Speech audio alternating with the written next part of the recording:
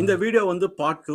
Part 1 நீங்க பார்க்கணும் அப்டின்னா, நான் அந்த லிங்க் வந்து நான் கீழ போடுறேன் டிஸ்கிரிப்ஷன்ல. அத நீங்க பாருங்க. மேக்னடிசம் ரிலேட்டட் பார்ட் 1 நான் ஏற்கனவே பப்ளிஷ் பண்ணியிருந்தேன். இது வந்து அதனோட கன்டினியூஷன் தான். எவ்வளோ இதுல கோ த்ரூ பண்ண முடியுமோ வந்து கோ த்ரூ பண்ணலாம். சரி பார்ட் 1ல வந்து நான் கான்செப்ட்ஸ் வந்து மேக்னெட்ஸ் வச்சு நான் எக்ஸ்பிளைன் பண்ணியிருந்தேன். டயபோல் அது ரிலேட்டட் எல்லாமே.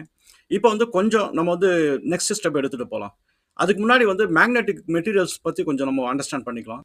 இந்த மேக்னெட்டிக் மெட்டீரியல்ஸ் வந்து 3 விதமா நீங்க பிரிக்கலாம். ஒண்ணு வந்து டயாமேக்னடிசம், பாராமேக்னடிசம், அப்புறம் வந்து ஃபெரோ மேக்னடிசம் அப்படின்றது. இது 3த்துக்கும் நெறைய வித்தியாசம் இருக்கு. ஆனா வந்து நம்ம இந்த மேக்னெட் வச்சு புரிஞ்சுக்கலாம். அது எப்படி வந்து நம்ம வந்து அத ஏன் டிஃபரன்ஷியேட் பண்றோம் அப்படின்னு. இப்போ ஒரு ஃபண்டமெண்டலான விஷயம் நீங்க என்ன புரிஞ்சுக்கணும்னா, நம்ம மேக்னெட்டிக் எஃபெக்ட் எல்லாம் கிரியேட் ஆகுறது வந்து எலக்ட்ரான்ஸ் வச்சு தான். அந்த எலக்ட்ரான்ஸ் வந்து ஒவ்வொரு ஆட்டம்லயும் வந்து டிஃபரெண்ட் கான்ஃபிகரேஷன்ல இருக்கும். அதுல ஒரு முக்கியமான ஒரு விஷயம் வந்து என்னன்னா, எலக்ட்ரான்ஸ் வந்து ஆர்பிட்ல சுத்தும்போது அது பேரா இருக்கா அப்படின்னு. அதான் என்னன்னா, இப்போ ஆர்பிட்ல நீங்க பார்த்தீங்கன்னா, எலக்ட்ரான்ஸ்க்கு